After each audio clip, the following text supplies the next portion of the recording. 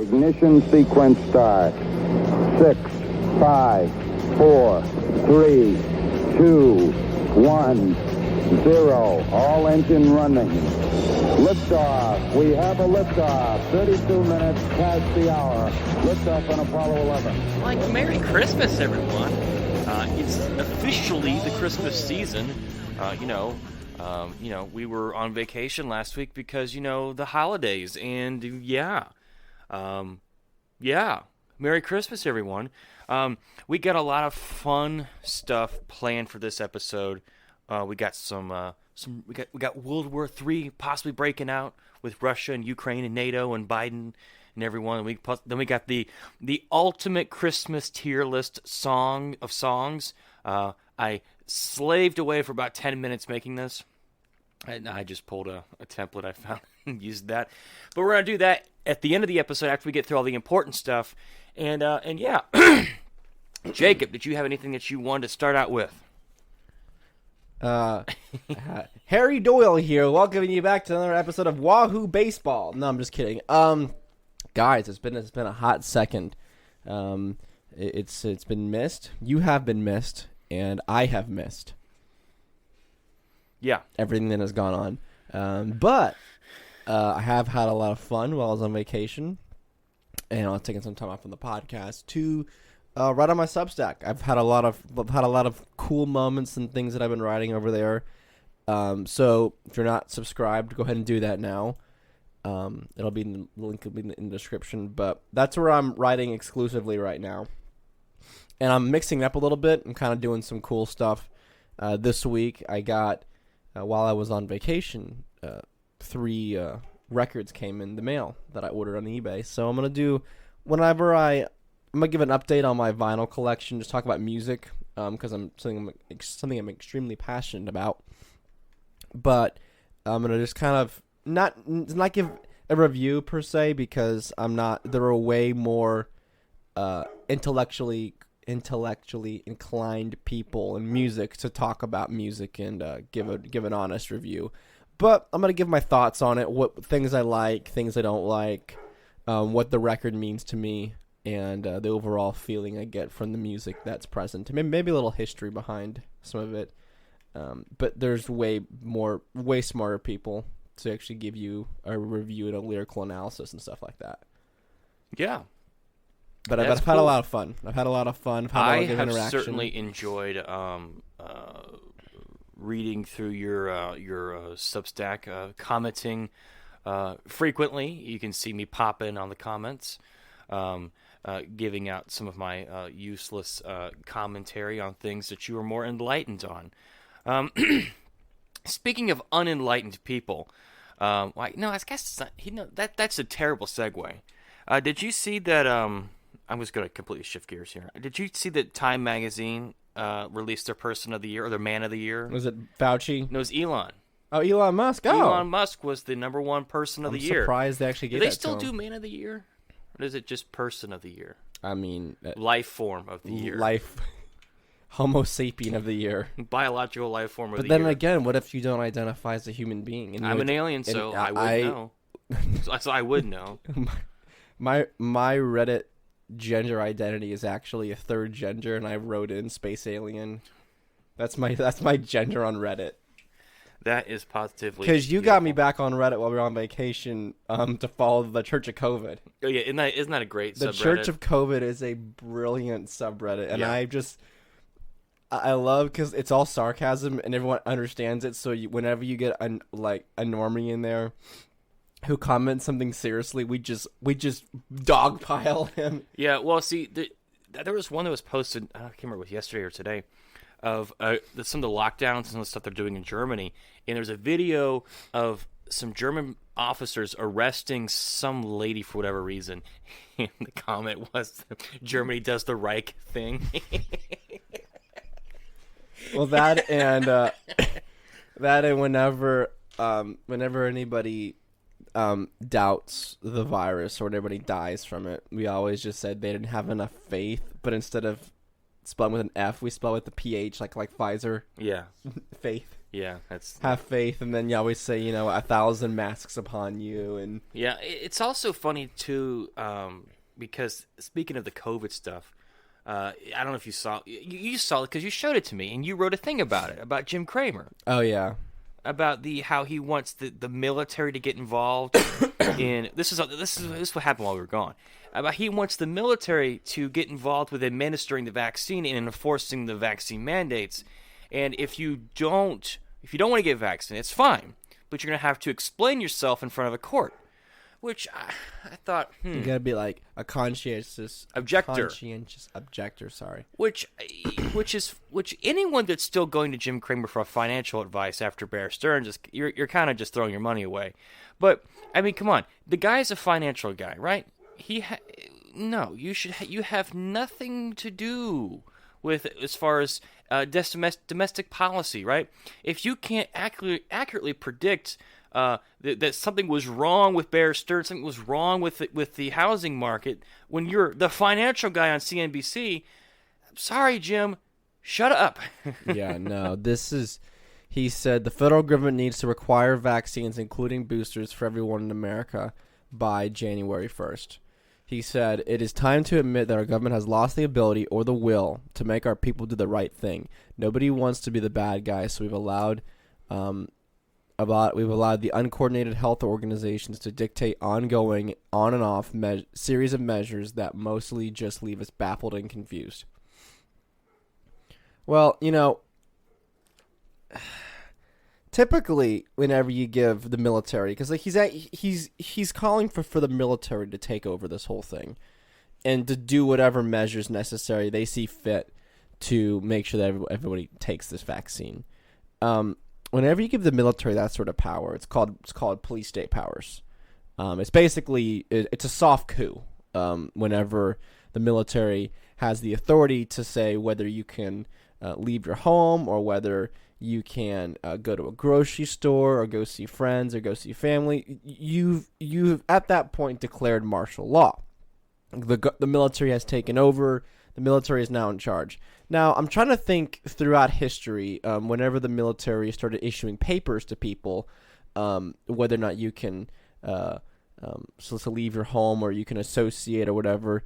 My first thought goes to 1930s Germany, and there was a little mustached guy who had similar ideas. You got to show proof of identification to do basically anything in that country at one point.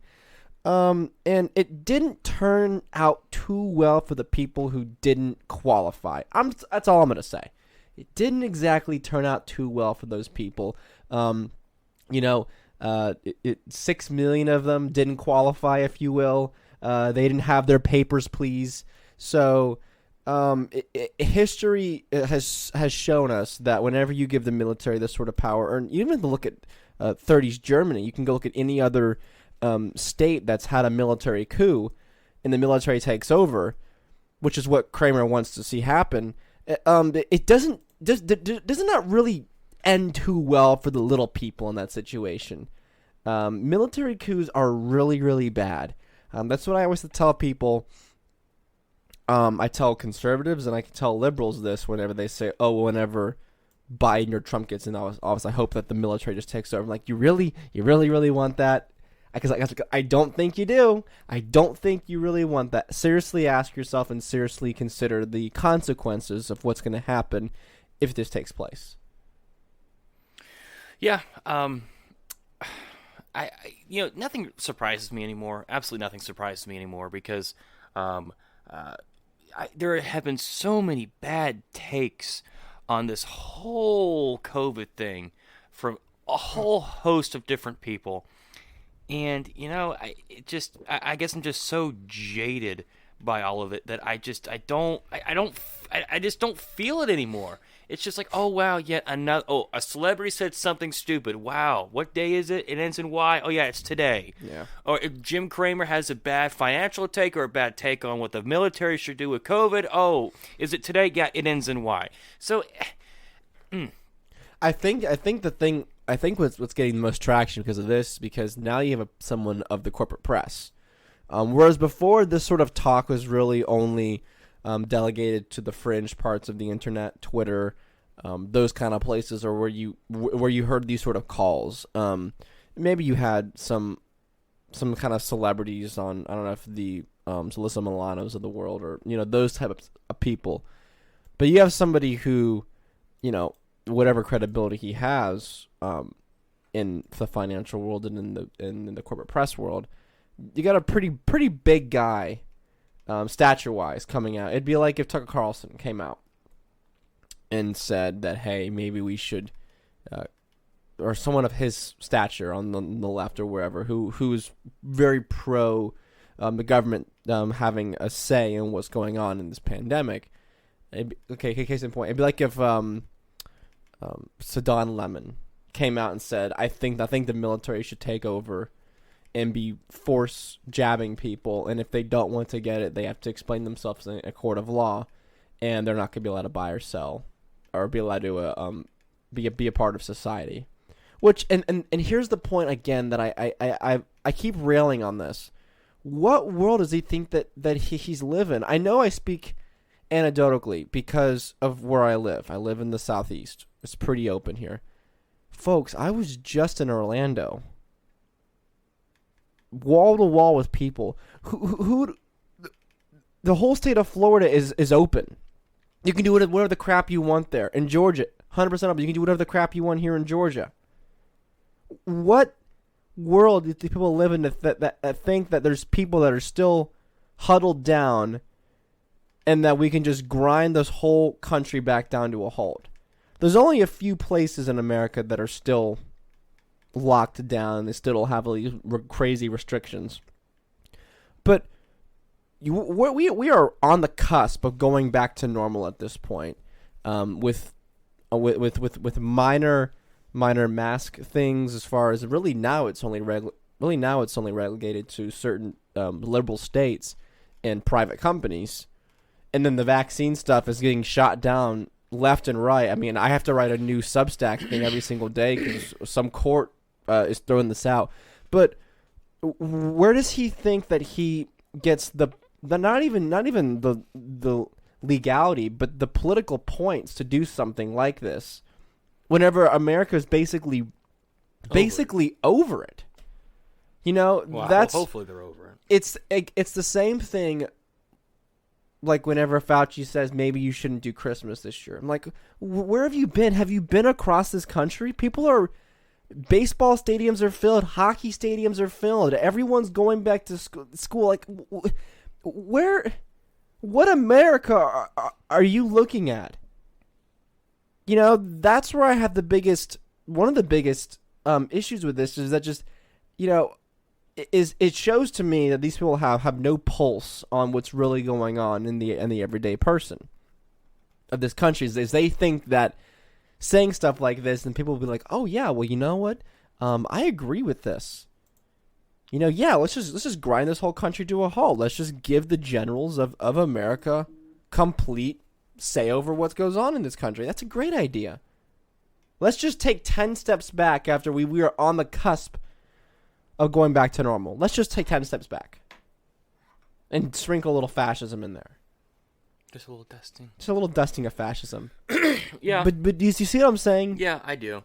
It's just so tone deaf. Well, see, but the way that the elites, like the Faucis and so on of the world, they don't look at everyday Americans as everyday Americans. They're the uneducated. They're the lower class, and so it's not as surprising to see that when they say those things, because that's how they kind of view everyone. But yeah, so Jim Cramer, well, big idiot. And stopped watching his show a long time ago.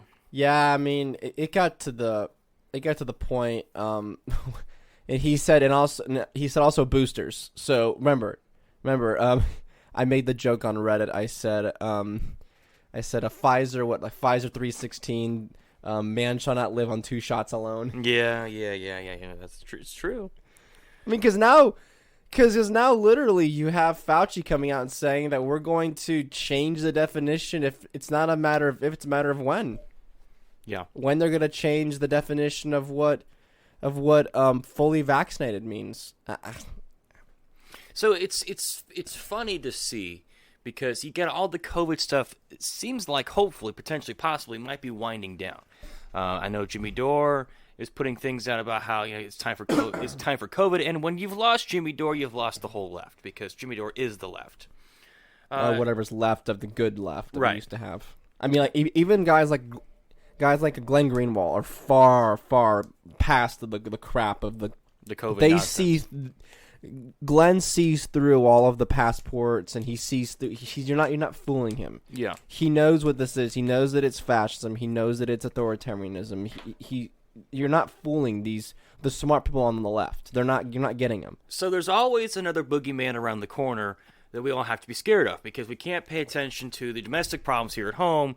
Whether now it's no longer COVID, we can't talk about the debt, the spending, the inflation, the very lackluster jobs reports, any of that. We can't talk about any of that. So we have to invent ourselves a new boogeyman. We have to invent the shadowy figure that we can't quite see. We don't really know really what it is.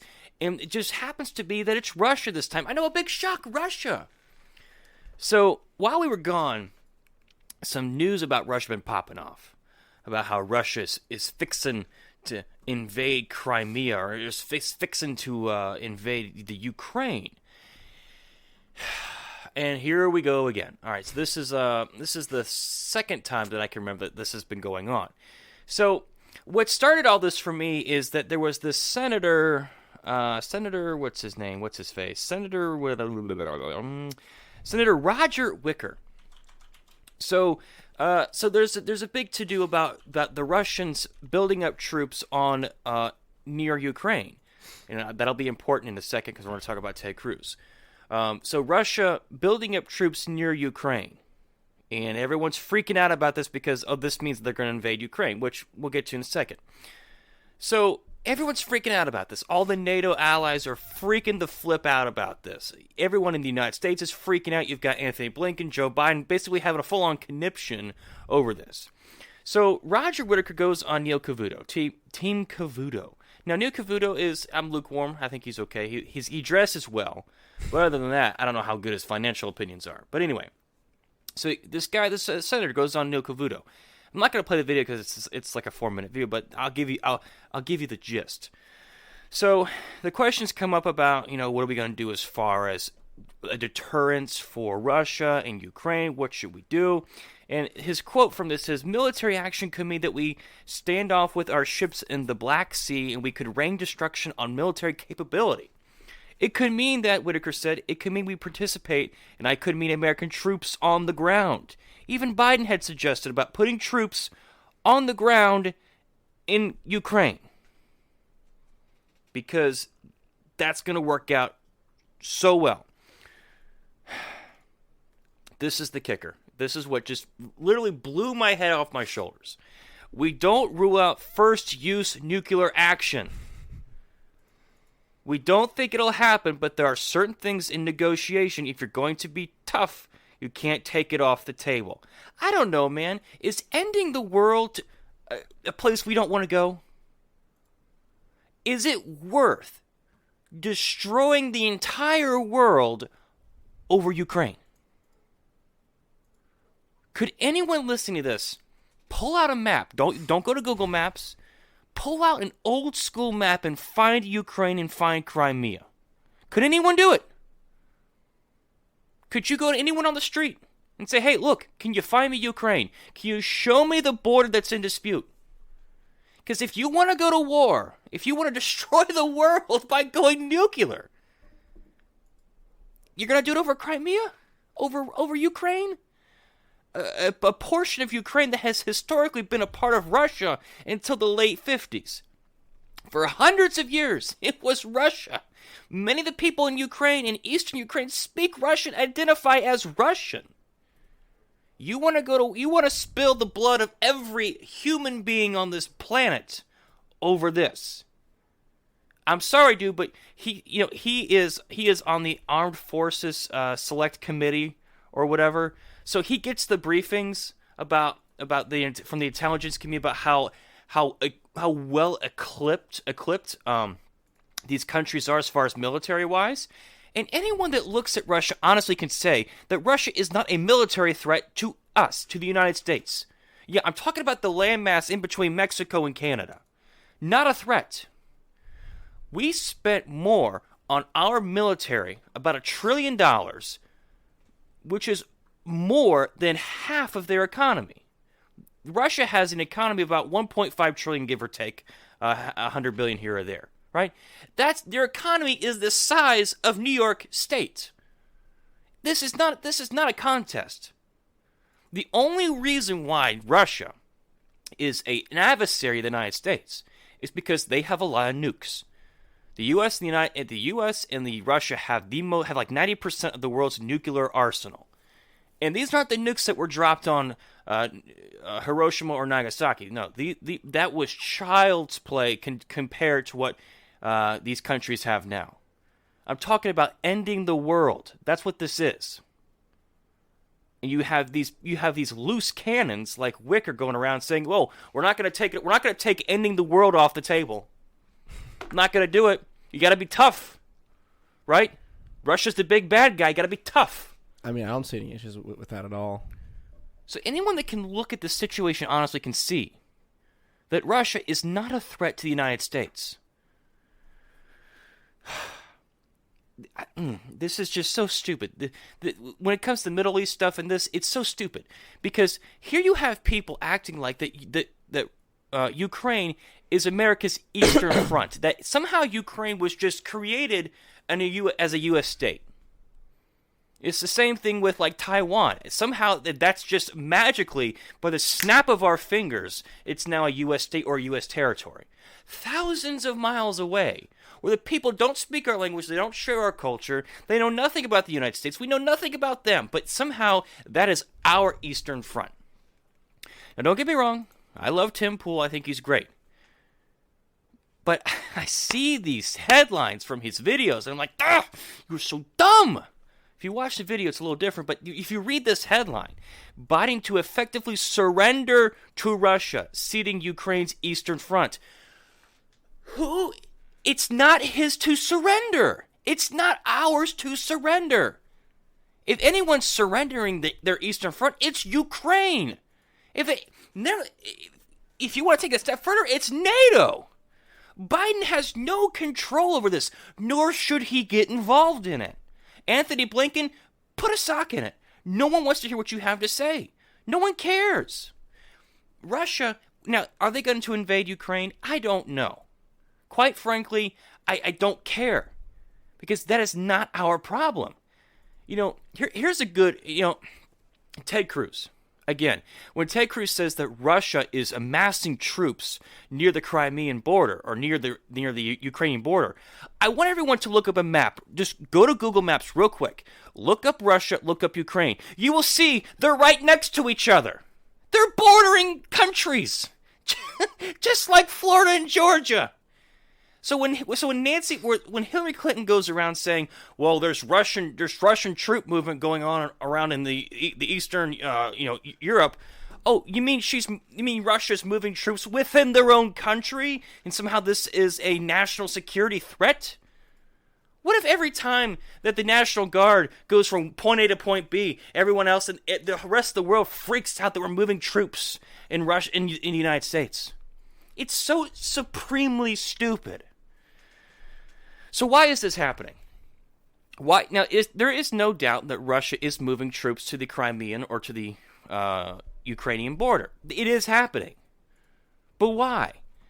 If you listen to Ted Cruz, it's all over a pipeline. Well, that could be part of the problem. Pipelines are a big deal as far as natural gas in Russia, sending pipelines into Germany and things like that. That's a big deal for them. The Nord Stream pipeline. When the Trump administration put harsh, unneeded sanctions on Russia over pipelines, they couldn't do it anymore. Then when Biden became president, he reneged on those sanctions, so now they could start building a pipeline again. Again, if a country wants to build a pipeline, what business is it of ours to not allow them to build a pipeline? I mean, would you agree, Jacob? I mean, yeah. The one thing that prevents wars and conflicts is commerce. So preventing commerce leads to wars and leads to conflict, which we're trying to avoid. If we're going to take the representative from that guy I mentioned earlier, if we were to blow up the world, then I guess it's really important. But anyway, so pipelines, or it could be this, or it could be something that's been going on for decades. And it could be, there's this thing called deterrence, is that when you actively display military force through war games and whatnot to deter a country from acting badly. And deterrence only goes so far because deterrence can turn into, an act of aggression, because countries can take that act as an aggression, right? So, for a few years prior to Pearl Harbor, and it's interesting that all this comes out during the week of Pearl Harbor, the anniversary of it. Prior to Pearl Harbor, the U.S. Navy would do all kinds of demonstrations near Japan about the U.S.'s military naval capabilities. This happens all the time. Every country does this. Well, when the exercises were over, the Navy would come back to San Diego. Well, they decided that they would leave all the Navy forces in Hawaii in Pearl Harbor as an act of deterrence. Again, what happened at Pearl Harbor, an act of deterrence, led to an aggressive stand, or led to, on top of with the blockades and the embargoes, led to where Japan had no other choice but to invade neighboring countries and attack the United States, because that's when deterrence leads to a hot conflict. So deterrence can only go so far. So keep that in mind. So this is from, I've got so many articles on this, so I'm not going to read them all, but these are just some good ones. So from the Institute, the Libertarian Institute. So here's a good idea. Let's not start war against Russia, not even a little saber rattling, or China for that matter, because even wars that no one really wants can be blundered into. Many losers will be left in the aftermath. Even if nuclear weapons were kept out of sight, no one would win. So that a smart Defense Department computer says in war games, in the movie, the only winning move is not to play. Again, if nuclear weapons were not used, there is nothing to win in Ukraine. Getting into a land war with the Russian military in this area really isn't a good idea, because you're going to lose a lot of people over what? So, the crisis du jour in Ukraine, and before that it was Georgia, not the state Georgia, but the country Georgia. I know there's two. For those of you who don't know geography, that can be a little confusing. But former Soviet republics, both were former Soviet republics, so that means they once were a part of the USSR, a part of the Soviet Union. For some inexplicable reason, Russian rulers get nervous when U.S. foreign policy elite treats Russia's historical security concerns as of no consequence. Could it have something to do with the several invasions of Russia throughout Eastern Europe in the past? From the way that irrationally the Russians behave, you'd think that American counterparts never invoke U.S. security concerns or even bogus as a reason for military action. Maybe it's time for Russian and American rulers to put worries into consideration. So, let's skip a little bit here. All right. So anyone who has paid attention to the U.S. foreign policy since the peaceful dissolution of the Soviet Union in the Warsaw Pact alliance from 1989 to 1991 would realize that American bipartisan foreign policy elite has taken precisely the wrong track by baiting nervous Russian nationalists at every turn. Despite the promises to the contrary, the elite has led a charge to add members to the NATO alliance, tracking the anti-Soviet military and political organization right at the Russian border, staging military exercises uncomfortably close.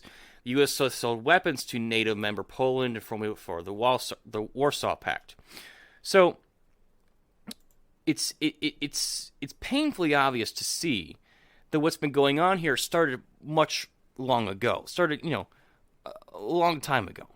And the problem is that when the Soviet Union fell apart, or peacefully dissolved, there were agreements made by Mikhail Gorbachev that NATO would not expand 1 inch past Germany. I do believe it was Germany. But what has happened since then is that there have been that 1 inch red line, as people like to call it, has expanded 600 miles to the east towards Russia. So the red line moved from 1 inch to 600 miles as Vladimir Putin now would seek a promise that NATO would not expand further east into Ukraine. So what has happened is that since the promise was made between NATO and Russia that they wouldn't expand any further, guess how many countries have been added into NATO since then? Well, I'll read you a list of them. Hungary, the Czech Republic, Estonia, Lithuania, Latvia, Bulgaria, Romania, Slovenia, Slovakia, Albania, Croatia, Montenegro, Poland, all inching its way closer to Russia, inching its way closer to Ukraine, which for all these years, Putin and other Russian presidents have stood back and say, you know what, not going to cause any problems over this, not going to get involved, not going to do anything, right? But now NATO is on the doorstep of Russia. And remember, they were promised that they wouldn't move 1 inch. They've moved 600 miles, breaking the promise. NATO, U.S. have broken the promises. Every country they've gone into. Now, when it comes to NATO, I'm not a big fan. I think it should be disbanded because the Soviet Union's gone, right? It's no more. And Russia is not acting like the Soviet Union right now. I think everyone can see that. So on September 1st, President Biden met with Ukrainian President of, I'm not even going to pronounce that. I'm not even going to try.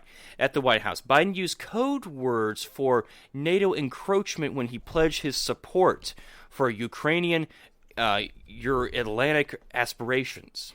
Don't know what that means. And Americans' support for Ukraine being completely integrated in Europe. He then announced a new $660 million security assistance package in addition to the $400 million in security assistance that the U.S. had already provided Ukraine this year.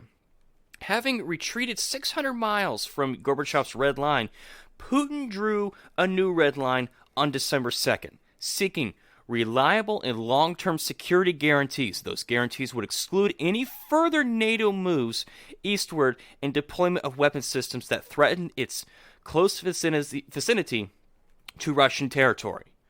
Right? So what this is that everyone in NATO and in the rest of Europe is freaking out that Russia is moving troops in Russia.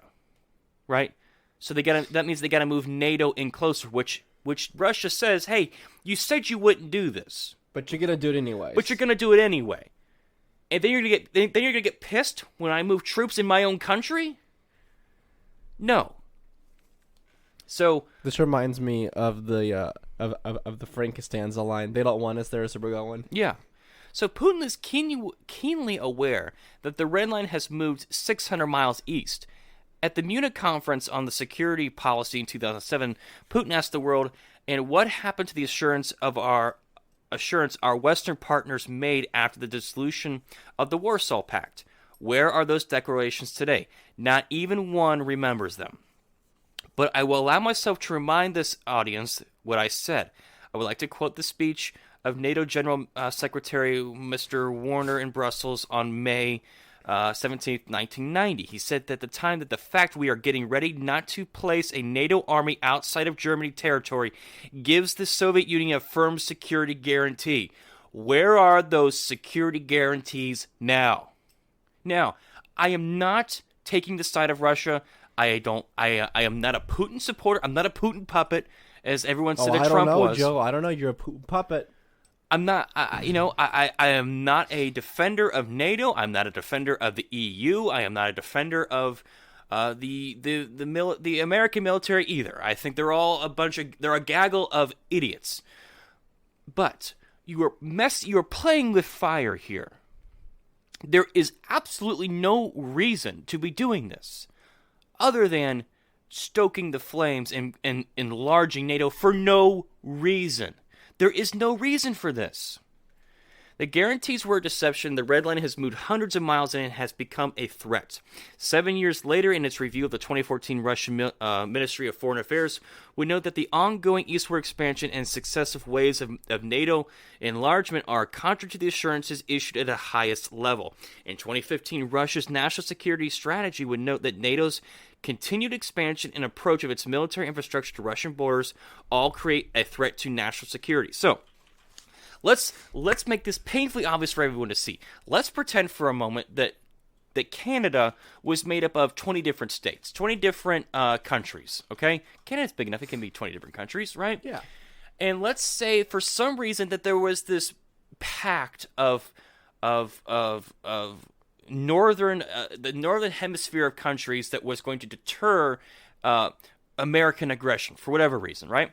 So China says, well, we need to move this international force against American aggression forward. So they start going to all these different countries that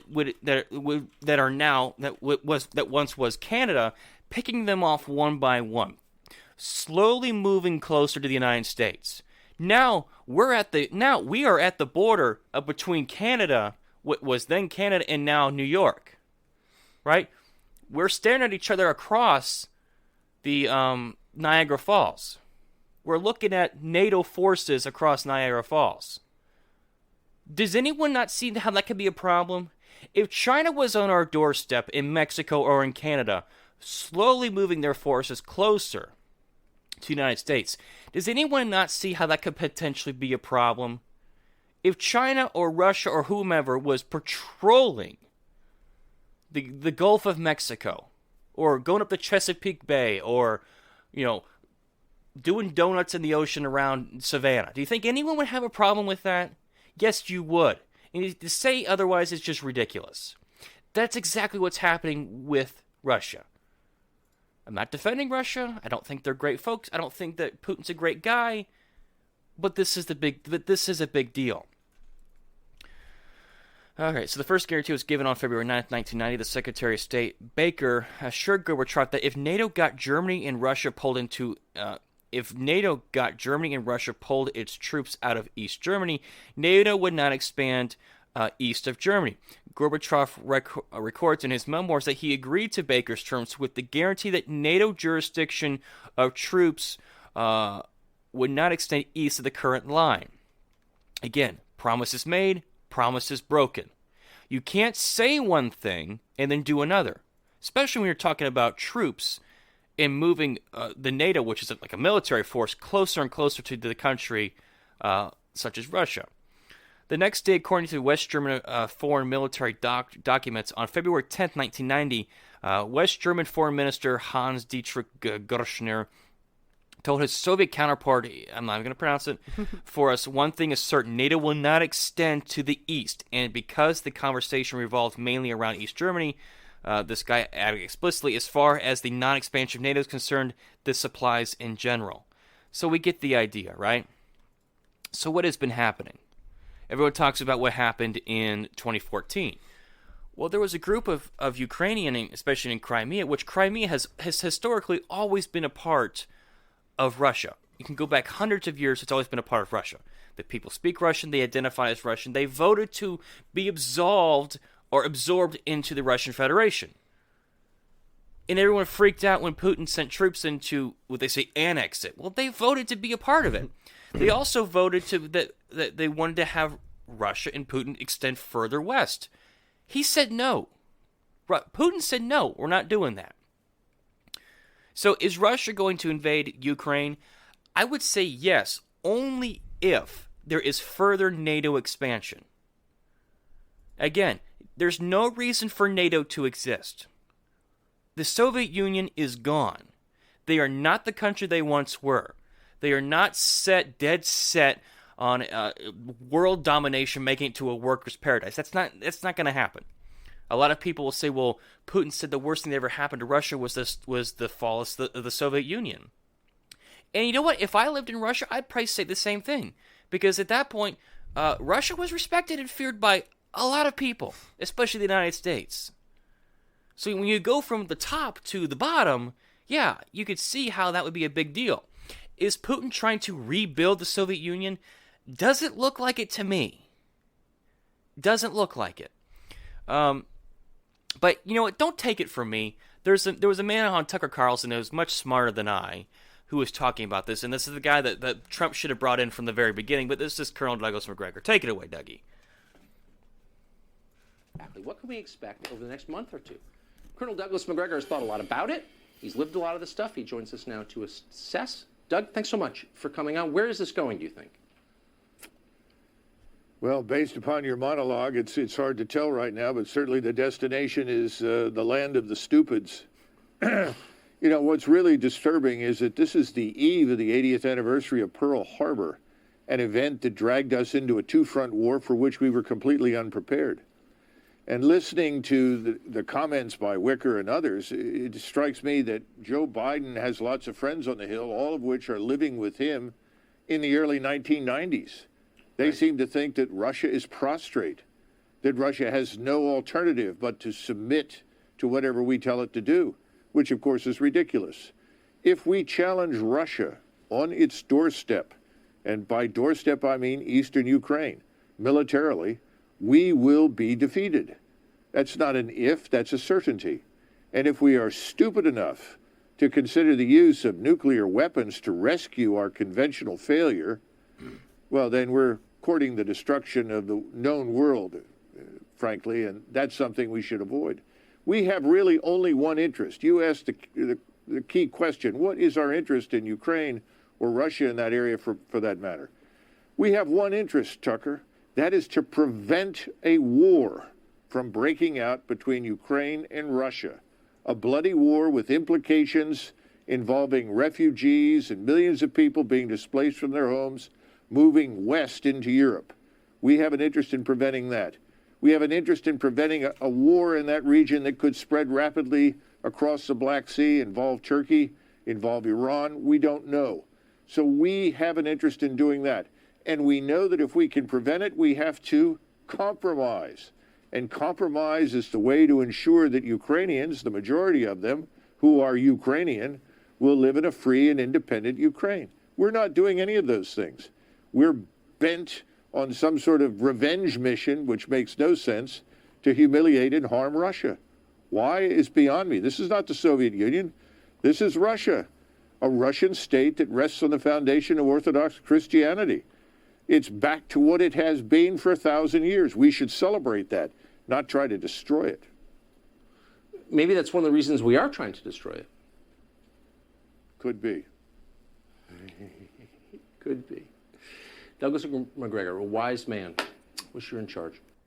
So if I were president right now, if I were the one pulling the strings, or if I had my strings pulled by whoever my master is, because, you know, we don't know, Biden's not really in charge. But anyway, what would I do? Well, I would go to the head of NATO, their top general, their top dark helmet, their whoever.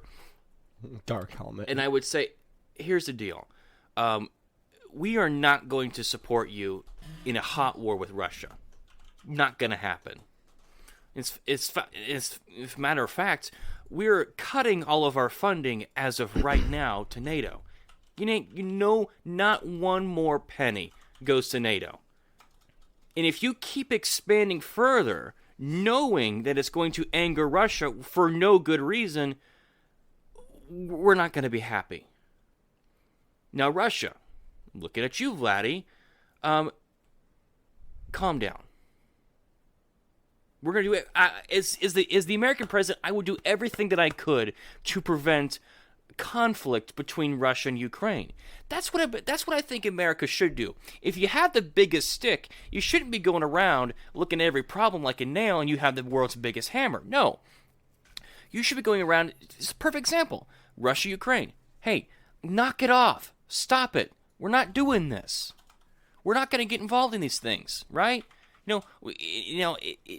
That may seem like it'd be easier said than done after all the carnage that the U.S. military has caused, and that the generals and presidents have caused throughout the Middle East and other countries. You know, when they talk about, you know, national sovereignty or border disputes, it's like, wow, you kind of did invade a country like Iraq for no good reason and destroyed a country.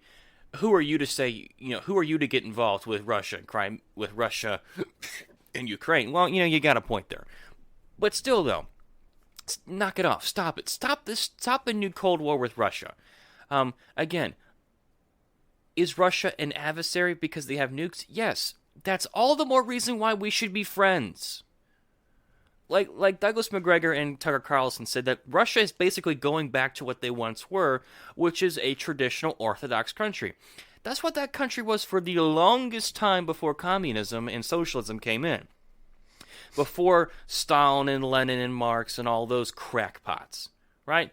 Before all that cancerous ideology came in, Russia was, wasn't the best place to live because it's really cold there, but it was a decent country that didn't have designs set on world domination, making a workers' paradise for the workers of the world. That just wasn't who they were. But now they're going back to that, and people say, well, Putin's, homophobic and whatever. I'm like, you know what? I'm not playing those games. I'm not playing the games of who's homophobic and who's not, right? Because you know who our number one ally is in the Middle East? Yeah, that's right, Saudi Arabia, and they throw gays off rooftops. So I'm not going to play the game of who's more anti-homophobic or not, because we have aligned ourselves with so many homophobic, so many intolerant people in this world that it's a moot point. So get over yourself. If Putin comes out and says some mean things about gays, I'm willing to put up with that if that means that the world is not turned to glass. Can't you see the difference here? No, Joe. No. Blow it all up. It shouldn't be that hard. No, destroy it all. I don't know. What do you think, Jacob? I think this is a great performance and a great speech by you, by someone who has done a great job concealing all of that Russian money you've been getting all these years. You know how Putin signs all your checks directly? I think it's a great performance. Acting neutral on this, and I gotta commend you, Joe. You've done a great job. I am not a Putin puppet, but I do admire, to some level, Putin. I think that he is a mastermind of statecraft when it comes to dealing with other countries. More so than Biden is, and more so than a lot of other leaders of other countries. You see the completely feckless, just beta male that is Macron or Justin Trudeau. Justin Trudeau. It's like, man, you're just a cuck. Like he's just it's nothing. And yes, Putin is a short guy, but he's ex-KGB. He'd kill you. That guy could kill an entire army with a pencil. So there is a level of respect there that, hey, this guy is a worthy adversary. And it's the same thing, I think, when Trump was president, is that, Trump and Biden are kind of the same person. They're a very braggadocious, brash human being. Trump may be more so than Putin, because Putin's very, he uses his words like a scalpel. But, they're kind of the same person meeting head to head. And I remember watching those, the first time that Trump and Putin met. All the body language experts were just freaking out over how Trump is sitting versus Putin is sitting, and the way he's scratching his eyebrow and whatever. It's like, I don't know if that really means anything, but still. It doesn't. But still, though, like what their nervous tics are. And, Trump doesn't have any. He just, he's Trump. But it's just... Whatever, you're stupid. It's just to see the two of them in a room together was just... like, man, we need more of this. And the same thing goes for Xi Jinping in China. As far, we've talked about this quite a bit with China and Taiwan.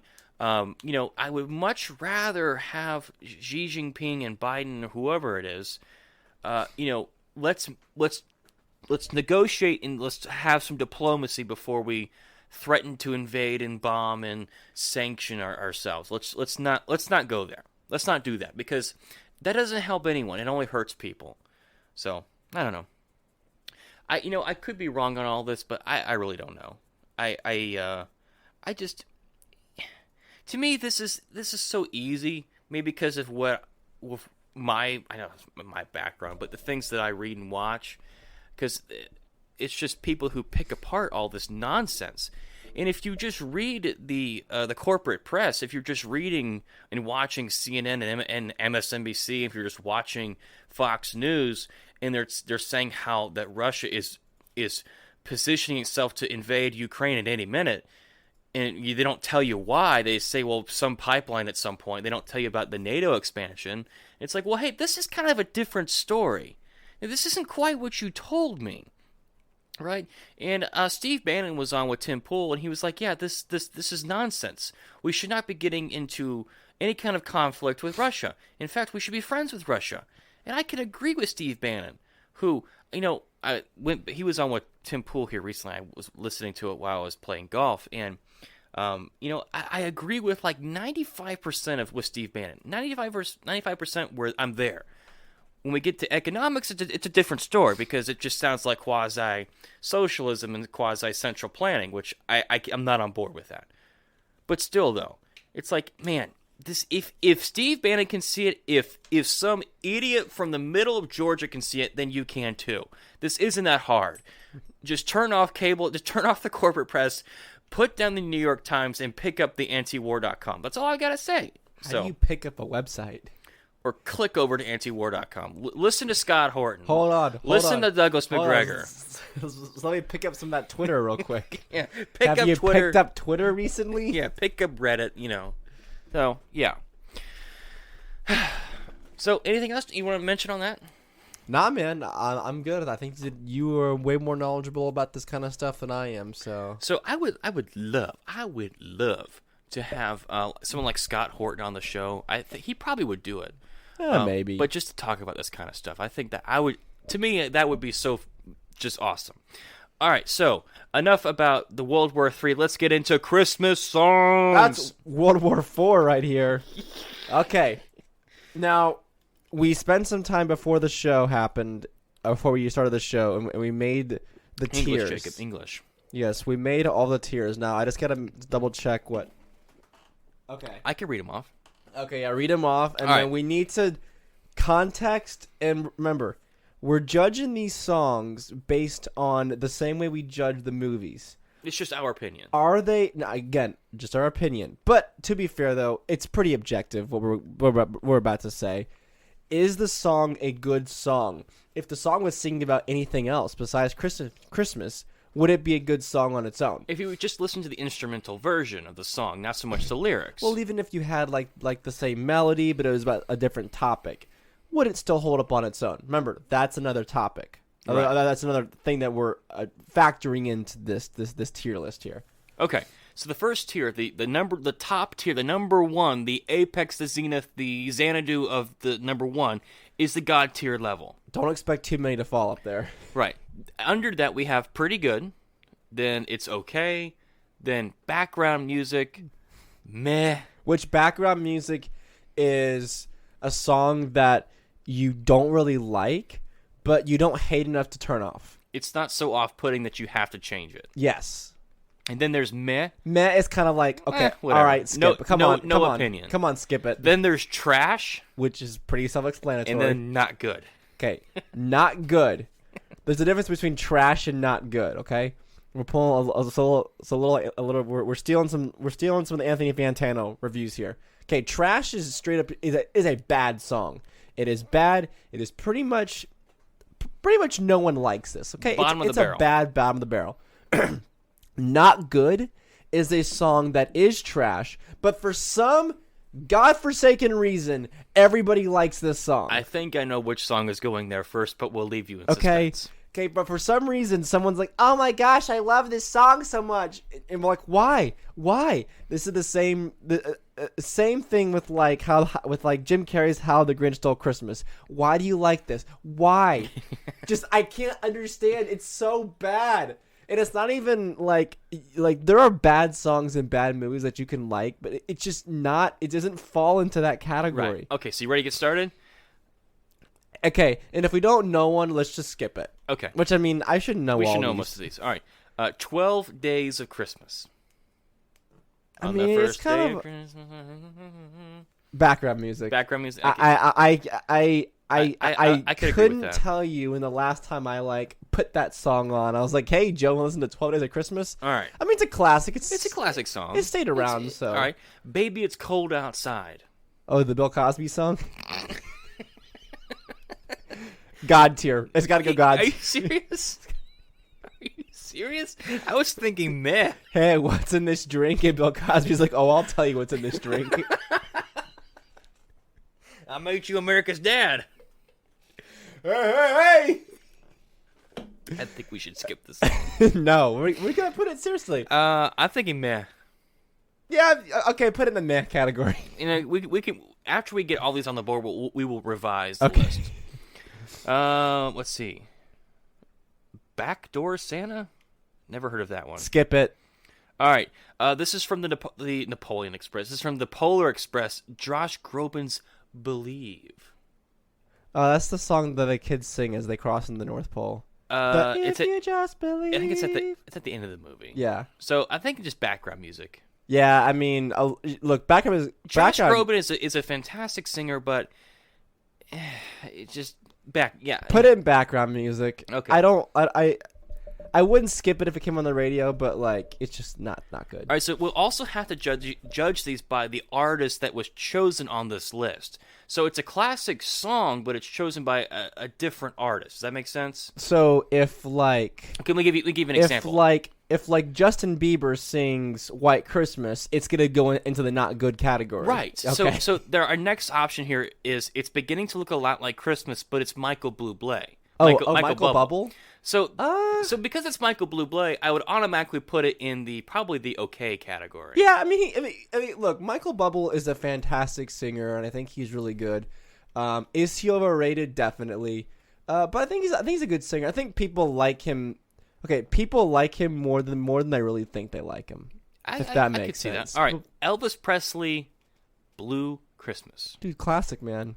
We're gonna put that in the pretty good. Put it pretty good. Yeah, pretty good. I like that one. Canon in D. That's the That's the kids' choir song. Okay, is this just like the standard, or is it like the Trans-Siberian Orchestra? This is the standard one. Oh, meh. Man. If it's Trans-Siberian Orchestra version, which they have like the shredding, like sweet picking That's guitars, that's definitely God tier. But yeah, It's meh. just all right. So then there's "Carol the Bells" by various artists. So Okay, various artists. If it's various artists, we can assume our favorite person who did it. "Carol the Bells" by Trans-Siberian Orchestra is fantastic live. It is a great performance. It's a pretty good song. Pretty good. Pretty good song. Next to Elvis. Okay. Then we got the Christmas song by Alvin and the Chipmunks. The Chipmunk song. Chipmunks don't be late. Christmas Don't Be Late. Christmas Don't Be Late. It's by Alvin and the Chipmunks. Okay. Have you ever heard anybody that's like, "Hey, I like this song"? Not good. No. Not good is for songs that people like, but I don't understand. It's just trash. It's a trash song. Right. It's anything Alvin and the Chipmunks on this list needs to be dedicated, just thrown straight into the trash. Right. I don't need to explain myself. Just listen to it. Okay. So after this next one, there's one coming up that it's gonna be a cause for debate. All right. So the next song is "Christmas, Please, Baby, Please Don't, Please, Baby, Please Come Home" by various artists. Oh. I mean, the Eagles version's pretty good. So just put it in background. We'll put it in okay. Yeah, put it in the okay category. Like it's not one of the Eagles' best songs, but it's not a bad song. Like that song musically holds up. I mean, obviously it has those cheesy Christmas elements to it, but I mean it's not bad. It's okay. All right, "Christmas Canon" by Trans-Siberian Orchestra. Pretty Good, man. It's a pretty great song. Not God tier. I don't. We gotta save. We gotta save God tier. Okay. "Christmas Eve," Trans-Siberian Orchestra. Put that one again. It's a pretty great. Oh, Christmas Eve. That's That's the big one. That's that one. Okay, that's God tier. Okay. That's that. Look, hey, any guitar player out there who wants a good song to play that it's not insanely hard but sounds really hard. Christmas Eve, Trans-Siberian Orchestra. I think any guitar player can show some mad respect to Trans-Siberian Orchestra too. Well, there's a way to play that little the tapping portion at the end. It sounds really hard, but once you kind of work on it, it's not that bad. And it's a very challenging song to play, but it's really not as hard as what it sounds like. Okay. As I will say, but it's good. God's here. Okay. This is a song that I haven't heard, I don't think, in a while, but the artist is just automatically blah. But "Christmas Lights" Coldplay. I don't think I've ever heard that song. I don't haven't heard this song. It's trash. But because it's Coldplay, it's going straight to the trash. "What Christmas Means to Me," various artists. I don't know. I haven't heard that one. Background music. Okay. Christmas shoes. Okay. Does anybody actually like Christmas shoes? That isn't listen to it ironically, like, oh, it's such a great song, but they all know it's really not. Look, I'm thinking not good because there's some people that like this song. Who? Okay, if you're listening and you sincerely like the song "Christmas Shoes," I need to hear from you because I refuse that you exist. I don't know, Jacob. You know, I think this is the first not good. Throw it in the not good. Because I think you're right. I think there are some people out there who listen to this song on Christian radio. Yeah. And they're like, it's such a great story, Jacob. The story is so great. I like my version better, Christmas Smokes, but we don't have time for that. House on Christmas Street by John. I don't know this one. I don't know that one either. Christmas Time is Here. Various artists. Christmas time. Meh. That's Meh. Yeah, put it in the meh. Okay. When I say Christmas songs that I kind of roll my eyes at because they're just so cringy and most of them sound the same, that's what I'm referring to, songs like that. Christmas Tree Farm by Taylor Swift. Now, this one I have not heard. I haven't heard. I'm sure if So Taylor Swift is something, I'm sure it's well produced and it sounds nice. And if Sonically, not, it's pleasurable. I'm pretty sure if it's Taylor Swift song, I'm pretty sure that it's fine on its own. But I've never heard of it, so we're just gonna put it in the meh. I think meh is a good category. Count on Christmas. I haven't heard that one. I don't like the sound of it. Throw it in trash. Okay. Let's see. Dance at the Sugar Plum Fairy. Now this is from the Nutcracker. Ooh. Again, Nutcracker is I think it's background classic, music. Man. Background music. Yeah. So I don't know anybody that just like goes on Spotify and just listens to the Dance of the Sugar Plum Fairy. So background music. Deck the Halls. Various artists. I don't like this one. I like this song. I just don't. We're putting it in okay. Oh, fine. Dominic the Donkey. Not this good. This is a real song. I've heard of this one. It's an infamous song. Yeah, people like it, but it's not good. So we're putting it in not good. Who likes this song? Jacob, please. There are people. Okay. I need to. Okay. Christmas Shoes and the Donkey Christmas song. If you like these, I need to hear from you. We'll have you on the show. Okay. All right. Explain yourself. All right. Do they know it's Christmas? Band-Aid. Again. I do not know this one. You don't. Do they know it's Christmas time at all? Dun, dun, dun, yeah, it's got Bono. It was here. Yeah. It's that song. Background music. No, it's okay. We're putting it in. It's okay. We'll come back to it. Okay, I just. Do You Hear What I Hear by various artists. I'm gonna put that one in pretty good. I like that song. Okay, that kind of falls into the more biblical Christmas songs and not so much the secular. I think those are different. Those I find a lot less cringy. Besides the Mary Did You Knows of the world, that I just yeah, that can be a little bit much. Okay, now this one is probably going to be the first God tier. What? Baby, Please Come Home for Christmas, the Eagles. Wait, didn't we already do that one? No. I think we got it wrong.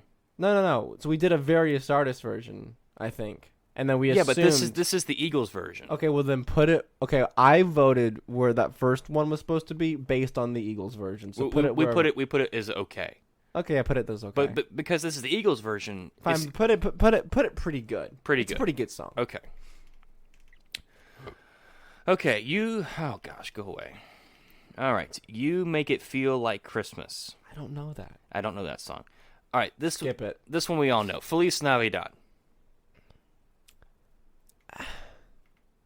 Okay. I'm kind of meh on. I'm not gonna lie. I'm kind of meh on Feliz Navidad. Background music. We'll cut the difference and put in background music. Fine, put in background music.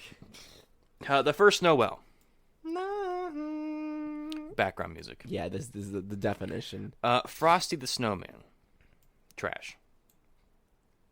You know, I'm not like sad about that pick at all.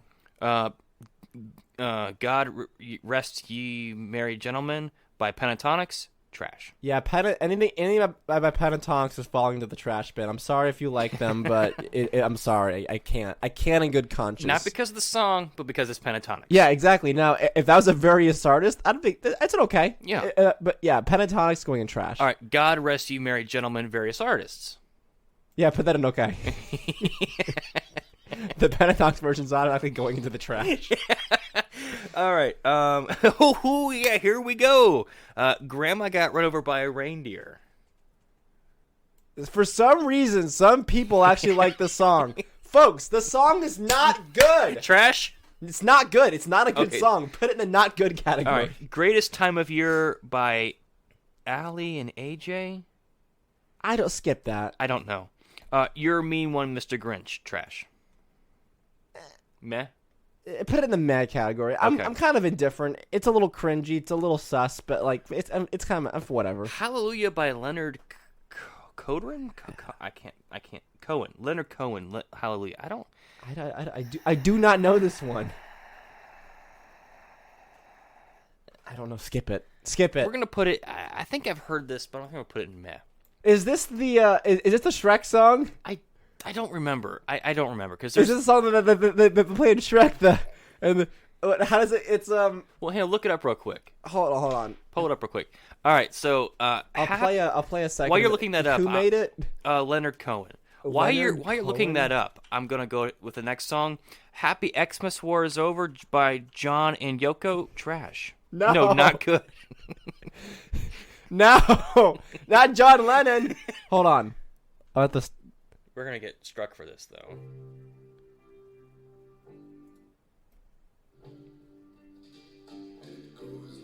Yeah, that's his song, but people have taken it. Yeah. Okay, because it's Shrek, it's a pretty good song.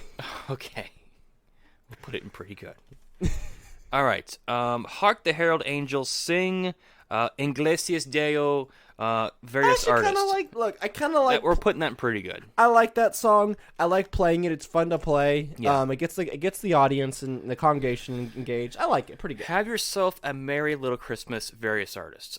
We're putting that in. Is that the Andy Williams or is that the It's just Bing various Crosby? artists. We'll put it in background music because we don't know the artist. It's various artists. Okay, that's fine. Because you got to count for all the trash. Here that's Comes out. Santa Claus, various artists. I don't like Here Comes Santa We'll Claus. put it in meh. I don't like that one. I Want a Hippopotamus for Christmas. Not good. That's a not. Look, some people like that All song. right, here's another version of the song, but just by different artists. Not good. Not good. Holly Jolly Christmas, various artists. Background music. Yeah. Let's see. Oh Holy Night, various artists. We'll put that in. But Pretty okay, good. it's okay. I'd say it's okay. Okay. It's an okay song. All right. There's No Place Like Home for the Holidays, Perry Como. I like that song. It's sappy. It's Background stupid. music. But yeah, It's beginning to look a lot like Christmas, various artists. we're gonna assume what the Bing Crosby version. I'm guessing, Is it Bing? or is this Frank? No, it's not Frank Sinatra. Doesn't sing that one. I think it's Bing. Yeah, Bing Crosby sings that. We'll put it in okay. Yeah, okay. It's a fair spot to put it. Jingle Bell Rock, again by various artists.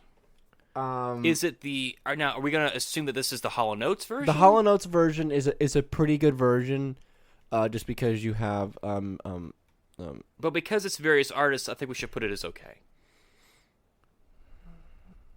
It's better than background music. so John Oates is guitar work on that song was really Yeah. good. There's too many various artists. Didn't Chuck Berry do a version of that as well? He did it. It's you're on the right track, but it's a different song. He did Run Run Rudolph. Which that's we're almost there. That's gonna okay. Jingle Bells, various artists. I hate that song. I don't. I It's do trash. not. I don't like Jingle Bells. Joy to the World. Okay. I'll put it. Yeah, it's an okay. I like the Chris Tomlin Unspeakable Joy version because it has that second chorus that makes the song kind of interesting and not so old sounding. But it's a fair spot to put it. All I Want for Christmas Is You, Kelly Clarkson. Trash. It's already in trash. Under the Yeah. Mistletoe, Kelly Clarkson and Brett's. I can't see his I last don't name. know. I'm just gonna put it in trash. Kelly Clarkson again, Wrapped in Red again, trash. I think you can see a theme here. Last Christmas, various artists. Now, if this isn't the Wham, why is it even on the list? Is there a Wham version of the song later down? Yes. Okay. And matter of fact, it's there. Okay, well, there's three. Skip. Hang on. There's three Last Christmases on here. Okay, it's various artists, Taylor Swift, and then Wham. Okay, well, Wham is the only one that we consider, and that is a God tier Christmas Yes, song. I would have to agree with you on that. Wham's Last Christmas is a God tier song because you have George Michael, and that's all. That's all you just say. Right. Let It Snow again. Various artists. I'm gonna put this in meh. Yeah, I think it's we're in just full kinda, agreement. I firmly disdain the song "Little Drummer Boy." It's going into trash. I hate that song. Firmly disdain Little I Drummer Boy. hate that song. Okay, here we go. All I Want for Christmas Is You, Mariah Carey. Not good. Oh you need to Santa, explain Mariah yourself? Carey again with Jennifer Hudson, Ariana Grande again. Not good. You need to explain yourself on these. I don't think this needs any explanation. It is a terrible song. Her vocal range is not real. Her vocal range is not real. Okay. What?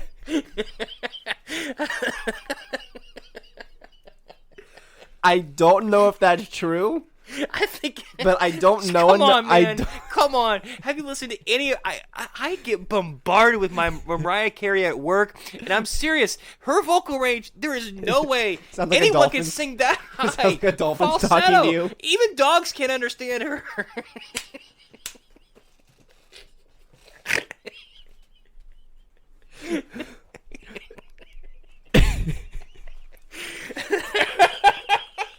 I don't know if that's true or not, but I'm not. I don't have enough energy to fight you right We're now. gonna move on.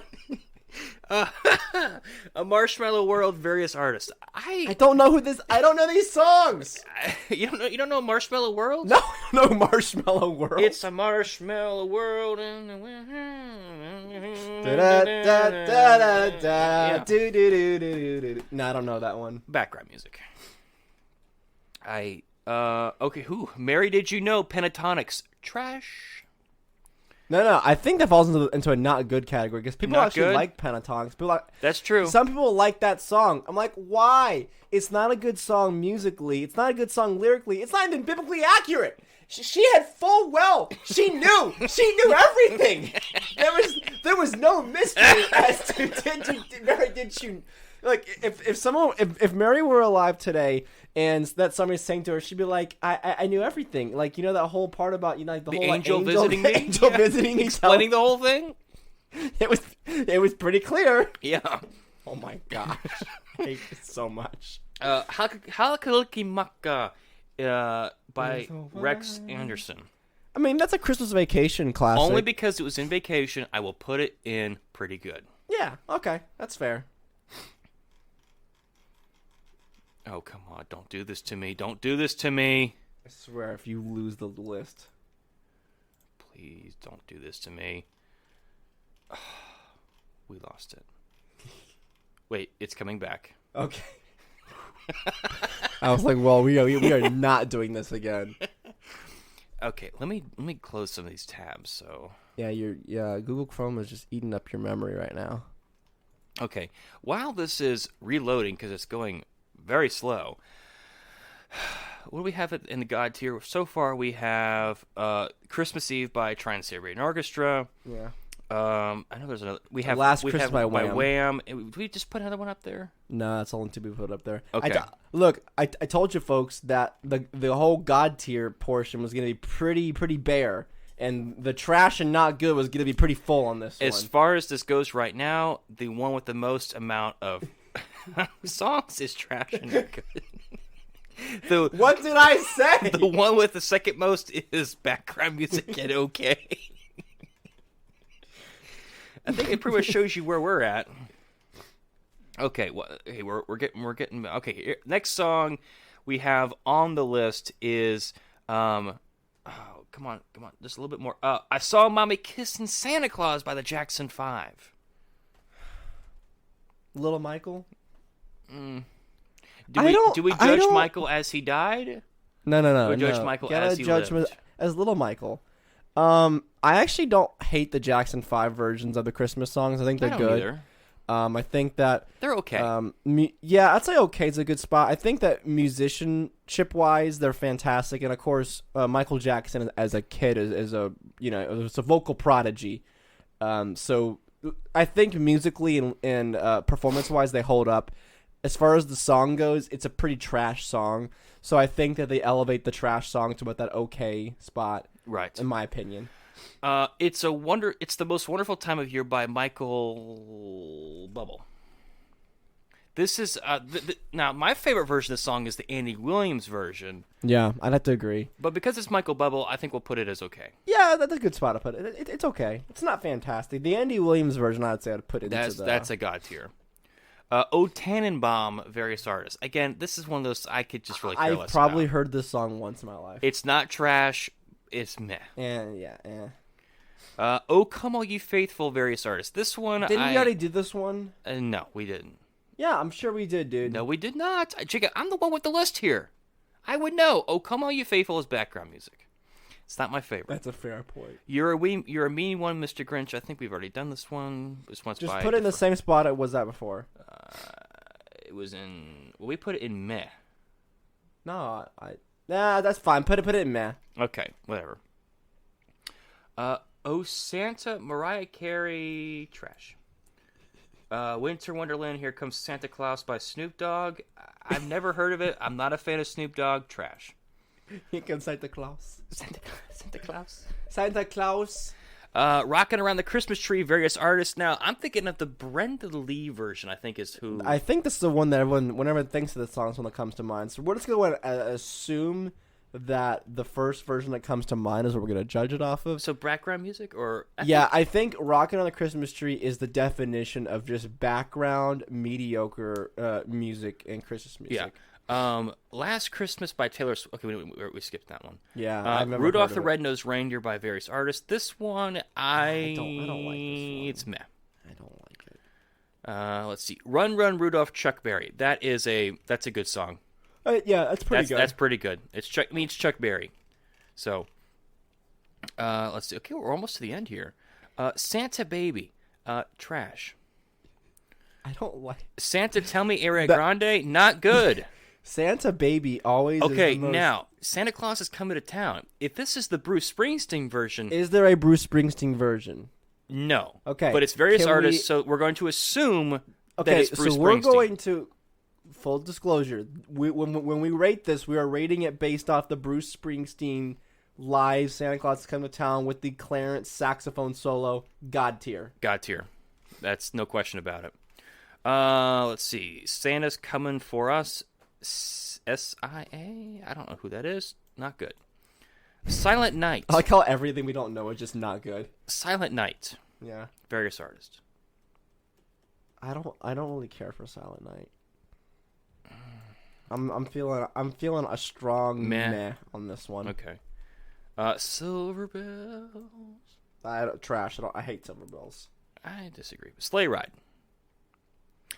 I'm thinking of the Sleigh Ride. How does that one go again? I'm thinking of a classic Christmas song. I can't remember the artist, but it's called Sleigh Ride. And it's got it's one with the whip cracks in it.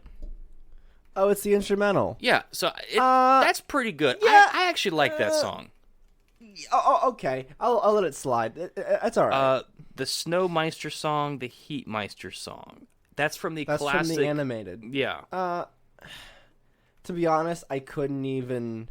Meh. I couldn't even hum it to you. I have no idea how it goes. Background music. So yeah, background music. Okay. Someday at Christmas. I don't know. Just skip it. A Mad Russian's Christmas. Trans-Siberian Orchestra. I've never heard of that song. A Mad Russian's Christmas. That sounds like my kind of Christmas party. You know, skip it because I haven't heard it, and I want to give an opinion on a song I haven't heard. But we will for every Mariah Carey song or Ariana No, Grande I've heard every Mariah Carey song. Pentatonics. I've heard the Pentatonics versions. Well, I just skipped They them play as at soon the as they come mall. on. You can't go to the mall. That's true. And it's just like, oh, okay, it's it's whatever Christmas song, and then Right. and then you hear the boom boom boom boom in the background, and you're like, oh, why are you gonna ruin Good my God! Good God, why are you gonna ruin my evening? He's like, boom boom boom boom boom boom. It's the it's the unnecessary 6-part harmony.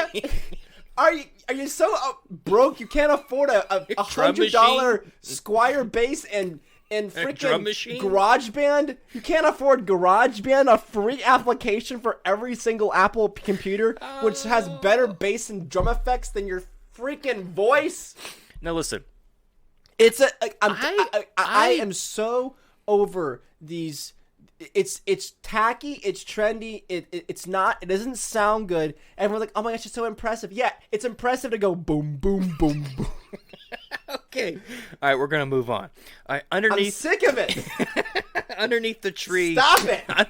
Shut up. Underneath the tree, Kelly Clarkson. I don't know this one. Trash. I don't. Here's the one. Here's the song I hate the most. Where Are You Christmas? Stop. I'm done. I can't do this anymore. There's not a big enough category for not good. My microphone stand just fell off the freaking table here. This is evolving into a mess. Look, I don't like that movie. And one of the main reasons I don't like that movie, I think it's the worst Christmas movie ever, is because of this freaking song. I hate the song. Look. There was a guy once who I knew, and he broke it down for me. I know who you are. I know who you're talking about. Where Have You Christmas? She sang it like she dropped $5 on the street. Oh my gosh, I've lost my Christmas. Oh, I lost my phone. Where are you, Chris? Phone. Why can't I find you? Like you lost your car keys. I hate this song. Okay, there's not a big enough category for not good. But I'm feeling a strong 0 and a not good on this song. Okay, put it first and then the not good. Can you put it first? How about last and the not good? Oh, that's fine. Bottom of the barrel. I hate that song so freaking much.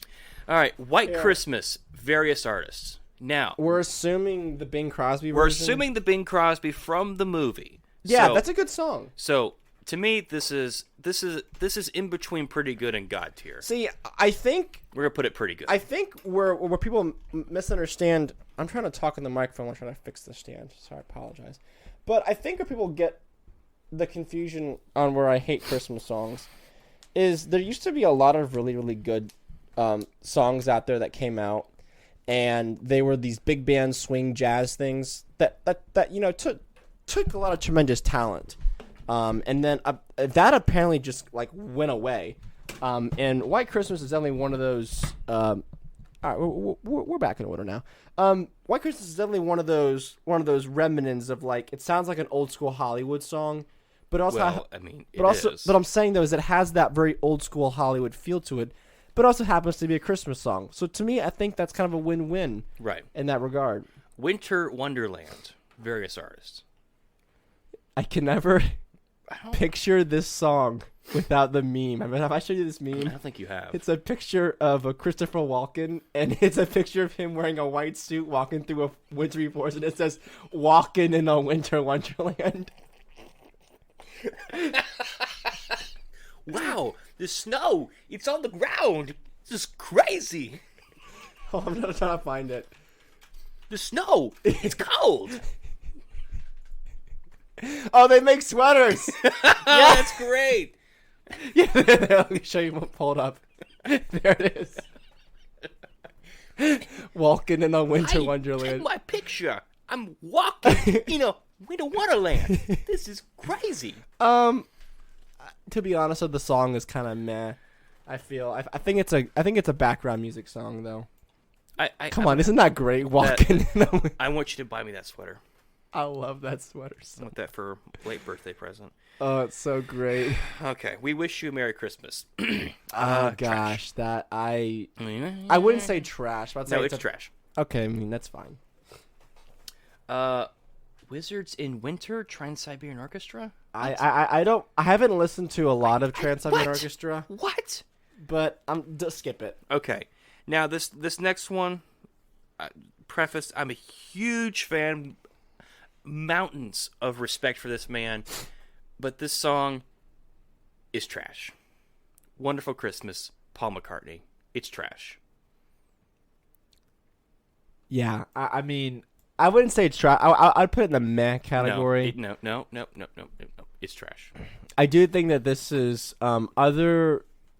This is definitely one of the biggest fails in Paul McCartney's career. The fact that people still play it to this day on the radio baffles me, because it's really not a good song. And I get that, it has the pedigree of, having a Beatle who wrote it, which, I mean, I understand the appeal to that, but it's not a good song. It's not good. All right, so let's review. God tier. We have the Trans-Siberian Orchestra's Christmas Eve, Yeah. Wham's Last Christmas, and Bruce Springsteen's Santa Claus is Coming to Town live version with the Clarence saxophone solo. That sounds about right. For our group, anyway. Yeah. All right, pretty good. We've got Elvis Presley's Blue Christmas. Who did we decide the Carol of the Bells was? Was that? The Trans-Siberian Orchestra. Right, we okay. decided that. Christmas Canon, Trans-Siberian Orchestra again. Do you hear what I hear? Did we decide who that was? Was that the Bing version or was that the Dean Martin version? One of the two. Or was it just based on the song? I think it's based on the song. Anyway, next we got the Eagles, Please Come Home for Christmas. Again, pretty good song. Hark the Herald Angels Sing. We got Leonard Cohen's Hallelujah. We've got the Eddie, Cousin Eddie in the Pool song, the Halakalikimaka song, Run Run Rudolph by Chuck Berry, Sleigh Ride, the instrumental version with the whip crack, and then we got White Christmas, Bing Crosby's version. In the okay category, we have Michael Bubbles, It's Beginning to Look a Lot Like Christmas. We have Christmas, Baby Please Come Home, Deck the Halls, Do They Know It's Christmas by Band Aid, Oh Holy Night, God Rest You Merry Gentlemen, It's Beginning to Look a Lot Like Christmas. And did we decide that's the Andy Williams song? No. That's a Perry, no.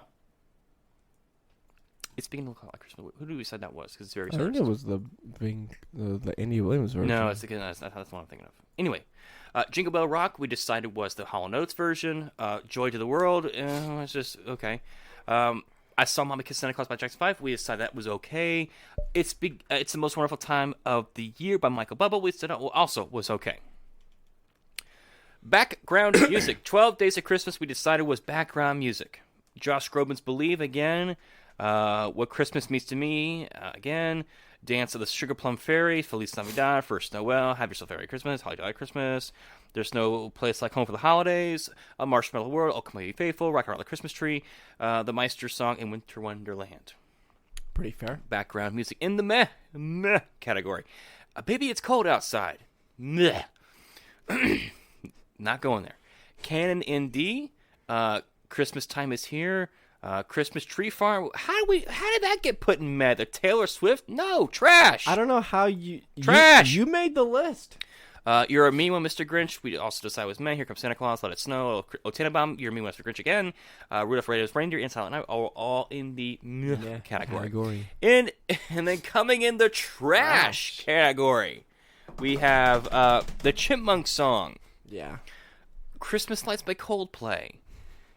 Countdown Christmas, Frosty the Snowman, Oh God Rest Ye Merry Gentlemen, Pentatonics, Jingle Bells, All I Want for Christmas, Kelly Clarkson, Christmas Tree Farm, Taylor Swift, Under the Mistletoe, Kelly Clarkson, Wrapped in Red, Kelly Clarkson, Little Drummer Boy, Winter Wonderland by Snoop Dogg, Santa Baby, Silver Bells, Underneath the Tree, Kelly Clarkson, Wish You a Merry Christmas, and then Wonderful Christmas by Paul McCartney.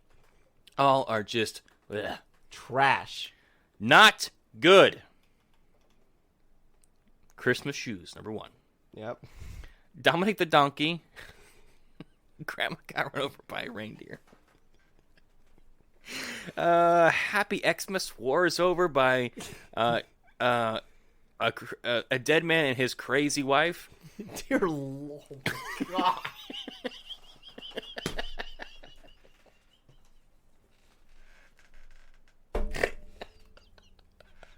I'm sorry. I can't. I'm sorry. I can't do this anymore.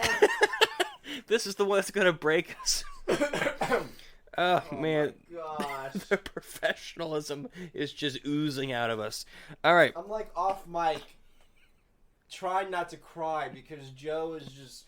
So my little insensitive. Anyway, I want a hippopotamus for Christmas. Not good. Again, not good. The song by a different person. Not good. All I Want for Christmas Is You, Mariah Carey.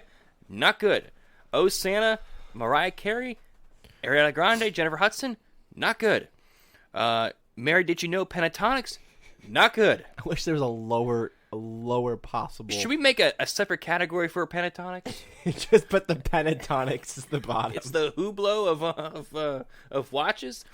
Oh Santa by Mariah Carey, not good. Santa Tell Me, Ariana Grande, not good. Santa's Coming for Us by Sia, not good. And then Where Are You Christmas by Faith Hill, not good. not good. And then the ones that we did not rate because we couldn't remember or didn't know the artist was Backdoor Santa. Didn't know that one. That one sounds a little sketchy. House on a Christmas Street. You Make It Feel Like Christmas by... I can't even see the names. Christmas Time of Year by Allie and AJ. Last Christmas by various artists. Okay, because there's only one version of Last Christmas. Let's be honest. Someday at Christmas, Mad Russians Christmas, and then Wizards in Winter. Those were honorable mentions that did not get chosen. How do you feel about this list, Jacob? I would say it's an objectively true list, and any sort of disagreement with the list is heresy. Can't say I disagree there. I think that this is an objective list for things that are right.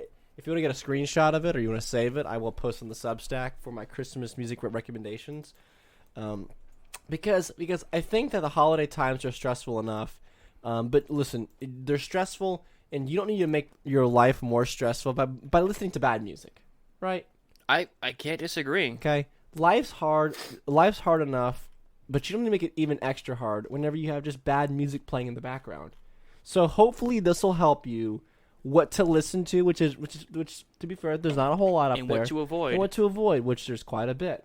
So I think this is a good list. I think that we have done our job. I hope we have steered you all in the right direction. I think so as well. Well, if you made it through that, congratulations. You are just as crazy as we are. But anyway, thanks for listening, everyone. We'll be back on Friday with another episode of this here show. Then Monday, and then it's Christmas, and then you won't hear from us probably till after the New Year. So, yep. Get Yeah, here I when you mean, can. we might do, if there's something to talk about next week, I might do like a Thursday episode before Christmas, maybe the Christmas wrap up, and then I'll do at least one episode before New Year's. But if you're like, hey, I gotta hear these two idiots' opinions. I need to listen to what they have to say. Well, awesome. I have great news for you. My Substack, libertyoverdrive.substack.com. You can read all my thoughts.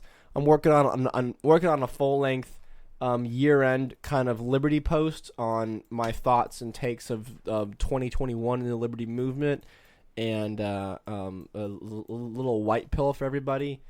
It's good. I'm working on it. Got about a third of it done now. It's going to be kind of a pretty lengthy article, so hopefully you guys have some time to read it and digest it and understand what I'm trying to say. Look for me in the comments below. Yeah, whenever it's like a minute old and you're like, wow, great post, Jacob. Really read it all. Been up for 30 seconds. Oh, great post. Just likes it. Yeah.